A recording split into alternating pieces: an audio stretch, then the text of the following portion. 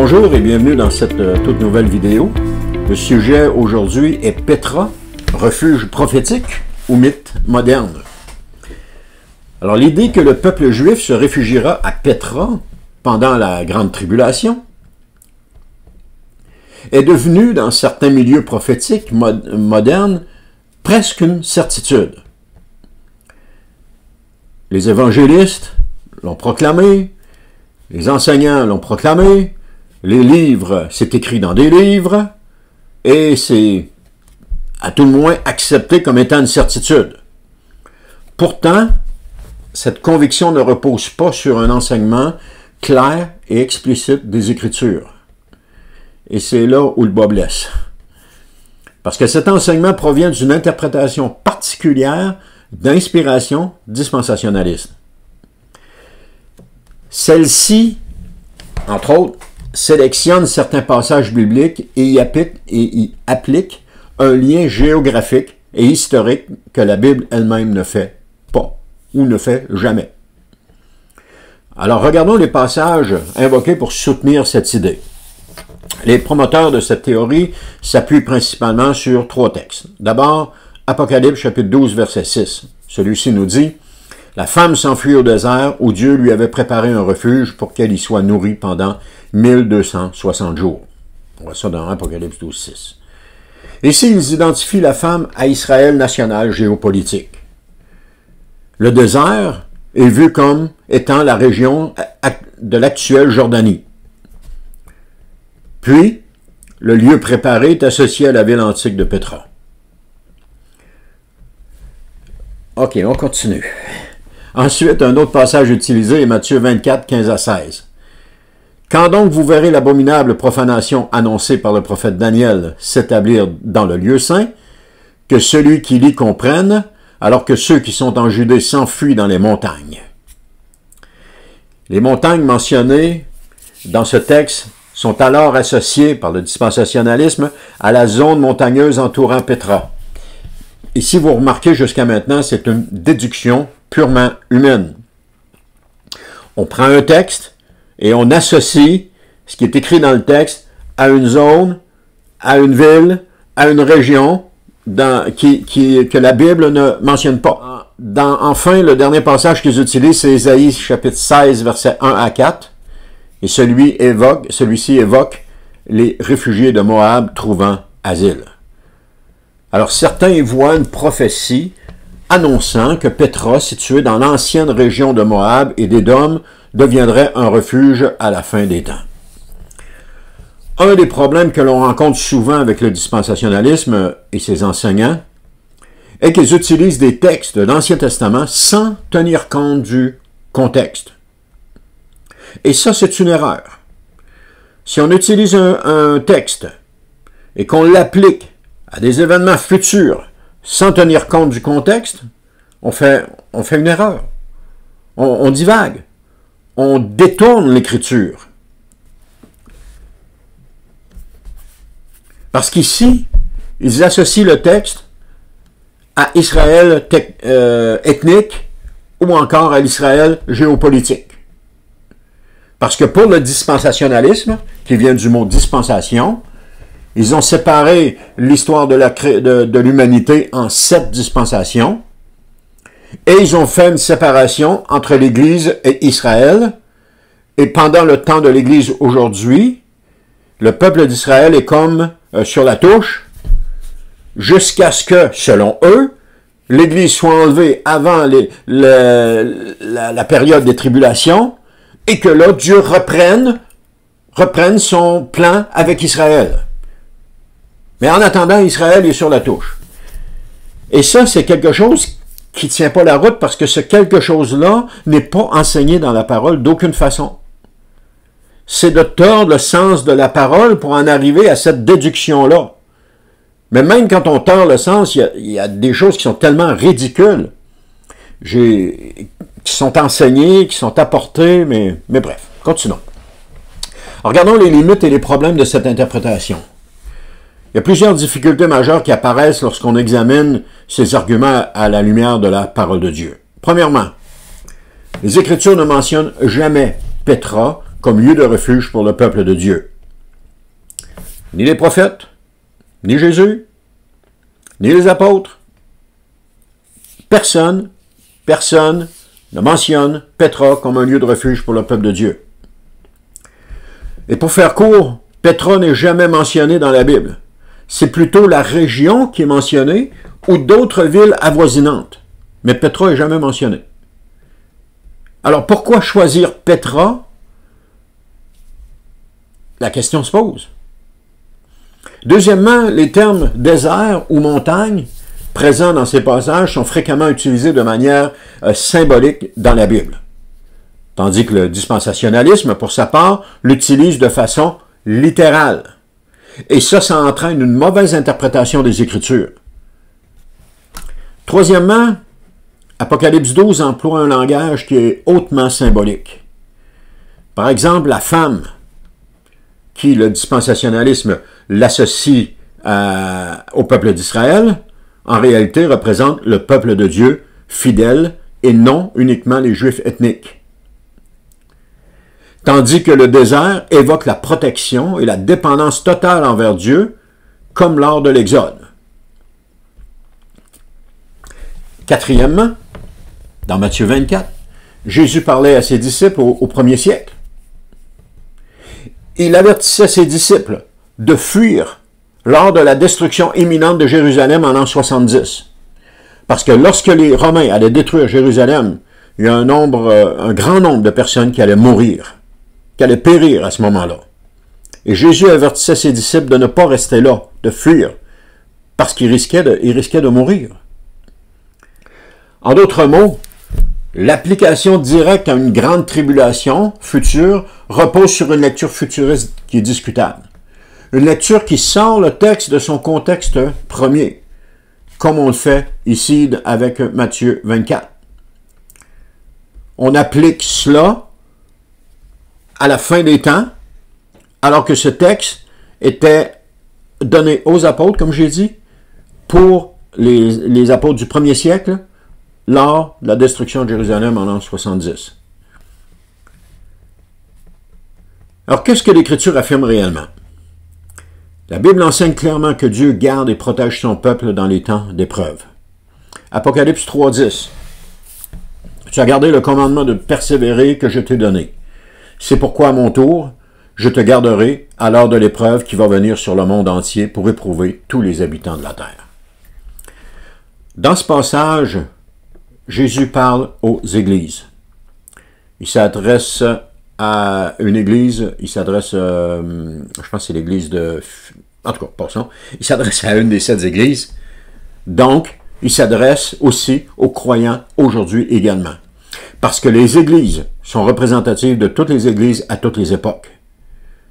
Et quand le Seigneur adresse des reproches à une église, qui adressait des reproches, mettons, à une église, une des 7 églises, ces mêmes reproches sont adressés aujourd'hui à des églises de notre temps.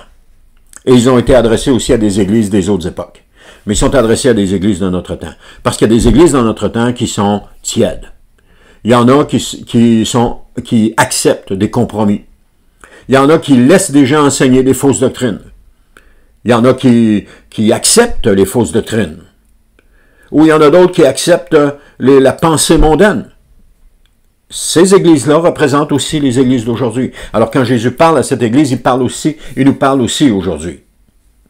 Et c'est pour ça qu'il dit à cette église-là, il dit, t'as gardé le commandement de persévérer que je t'ai donné, c'est pourquoi à mon tour je te garderai à l'heure de l'épreuve qui va venir sur le monde entier.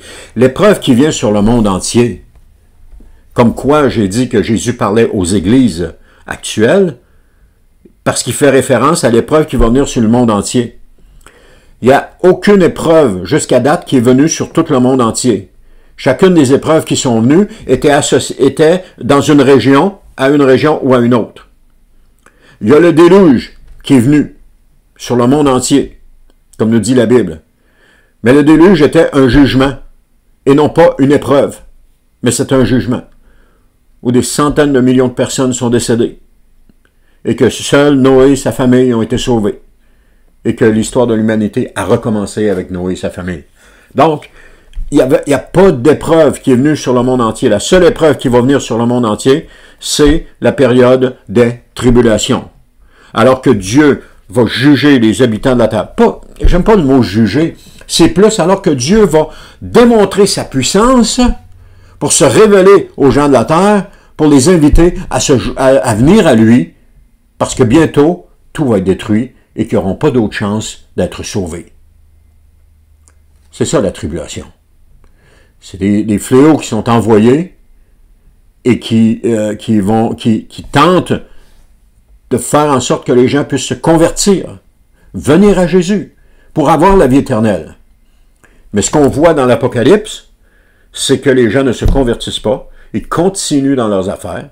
Et on voit aussi que Satan, comment je dirais ça, il imite Dieu, et les gens adorent la bête au lieu d'adorer le Seigneur Jésus. Donc, je dis que dans ce passage, les églises sont représentatives de toutes les églises de toutes les époques. Alors, le véritable refuge spirituel n'est pas géographique. C'est un refuge spirituel. C'est David qui va dire, ou le psalmiste qui va dire dans le psaume 32,7, « Tu es un refuge pour moi, tu me protèges de la détresse, tu m'entoures de chants de délivrance. » Donc aujourd'hui, le peuple de Dieu est l'Église, ou si vous préférez, le corps de Christ. Celle-ci est composée de croyants de toutes les ethnies, incluant les Juifs reconnaissant Jésus comme leur Messie, ou ceux qu'on appelle, entre guillemets, les Juifs messianiques. Tous les autres, incluant les Juifs non convertis, appartiennent aux nations. Et là, il y en a qui vont dire « Ah, mais tu fais dans la doctrine du remplacement. » Je ne fais pas dans la doctrine du remplacement. J'affirme ce que les Écritures affirment. De dire qu'il y a 3 groupes de personnes et que les Juifs vont particulièrement être protégés, cela appartient à la fiction et non aux Écritures. Il n'y a pas 3 groupes de personnes, il y a 2 groupes de personnes. Il y a les croyants et les nations. Dans l'Apocalypse, le désert, Apocalypse chapitre 12, versets 6 et verset 14, n'est pas tant un point précis sur une carte qu'une image théologique. Comme j'ai dit, l'Apocalypse ne peut pas être prise de façon littérale ou chronologique. C'est une série de symboles. Et l'Apocalypse ne concerne pas seulement une courte période à la fin complètement, mais elle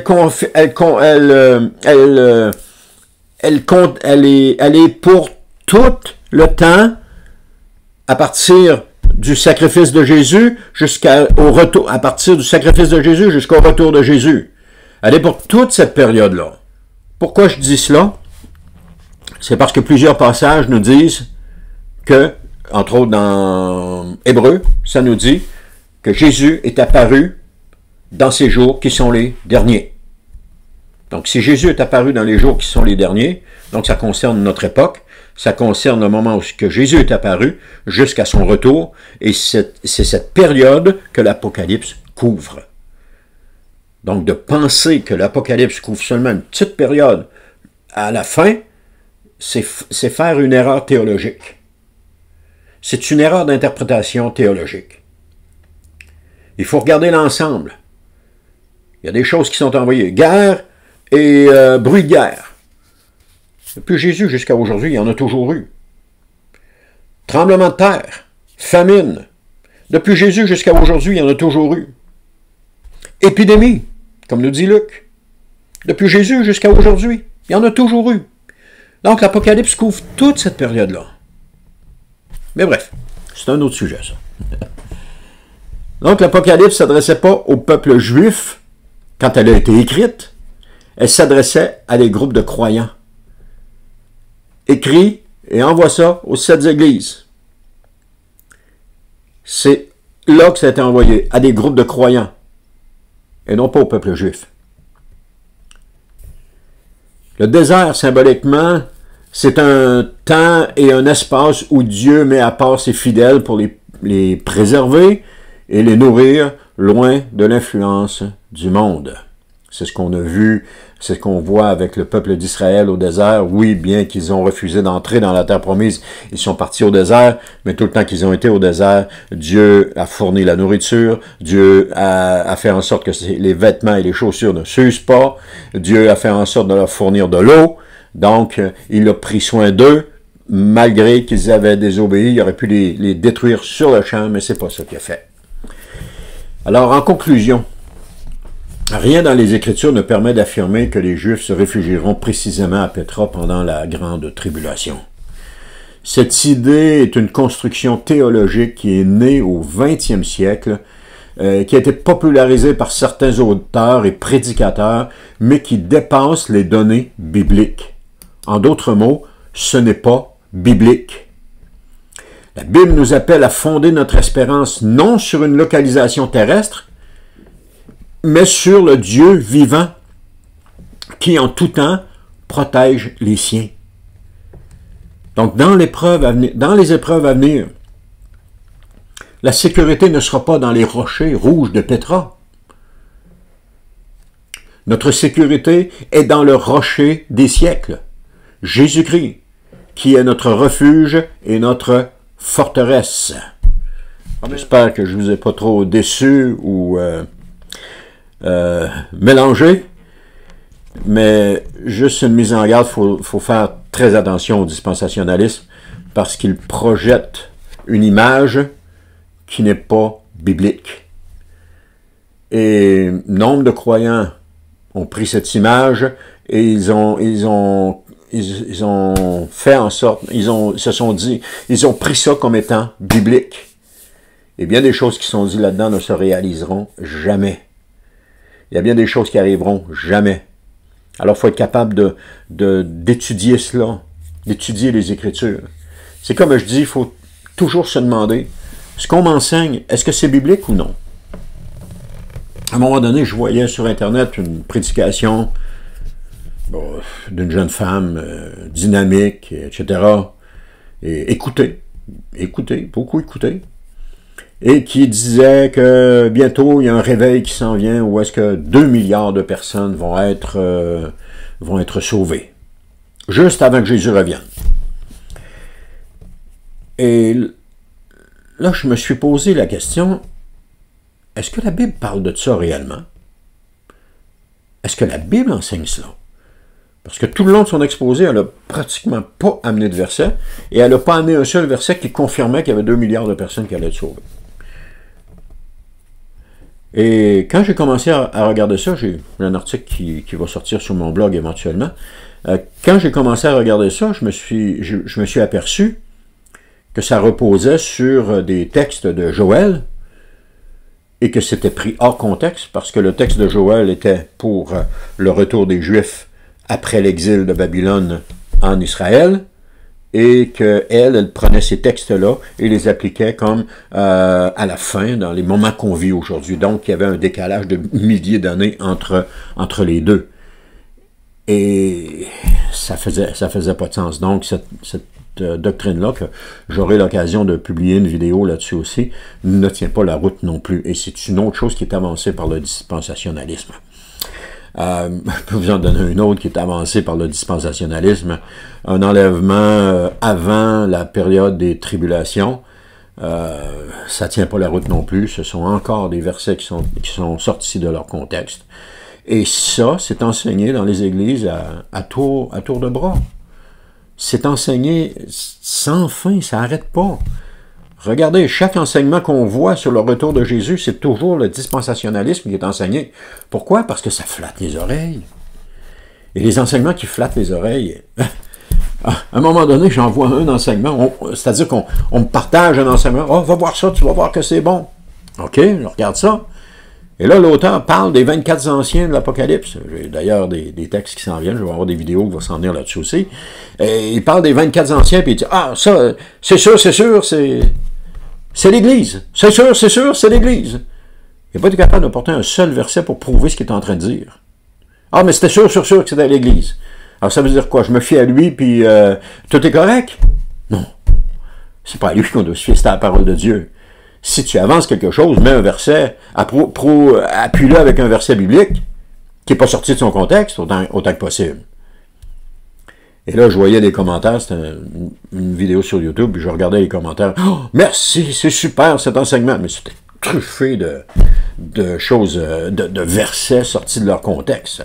Ça n'avait pas de bon sens.